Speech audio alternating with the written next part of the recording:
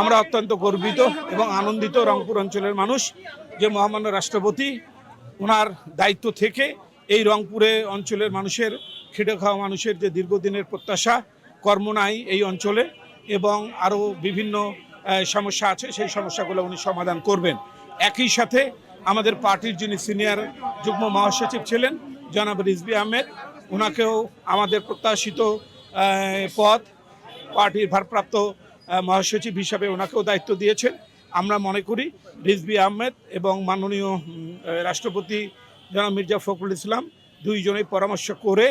আমাদের এই অঞ্চলের মানুষের দীর্ঘদিনের যে সমস্যা আছে এই সমস্যাগুলো সমাধান করার জন্য ওনারা বাস্তব পদক্ষেপ নেবেন এবং ইনশাল্লাহ ওনাদের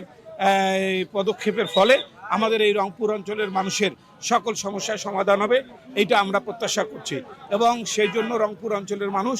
আনন্দে আত্মহারা এবং সবাই মনে করেছে যে আল্লাহর রহমতে আমাদের পার্টির চেয়ারম্যান দুজন ভালো ব্যক্তিকে এই দুইটা গুরুত্বপূর্ণ দায়িত্ব দিয়েছেন। আমাদের এই দুইজন প্রিয় অভিভাবকের নেতৃত্বে আগামীতে আমাদের রংপুরের নাগরিক যে সমস্যাগুলো আছে বা নাগরিকদের যে প্রাপ্য হকগুলো আছে সেই হকগুলো আমরা আদায় করতে সমর্থ হব এবং বাংলাদেশের অন্যান্য অঞ্চলে যেভাবে উন্নয়নমূলক কর্মকাণ্ড হয়েছে এবং আমরা প্রত্যাশা করছি আমাদের এই প্রিয় দুজন নেতার মাধ্যমে আমাদের রংপুর অঞ্চলেও ঠিক সমানভাবে উন্নয়নমূলক কর্মকাণ্ডগুলো পরিচালিত হবে এবং আমাদের এই অঞ্চলে যে পিছিয়ে পড়া মানুষগুলো যে এই অঞ্চলে কর্মসংস্থান নেই, আমাদের যে তৃণমূলে মানুষের যে বেকারের সমস্যাগুলো আছে এই সমস্যাগুলো সমাধান করতেও আমাদের অনেক বেশি সহজ হবে বলে আমি বিশ্বাস করছি।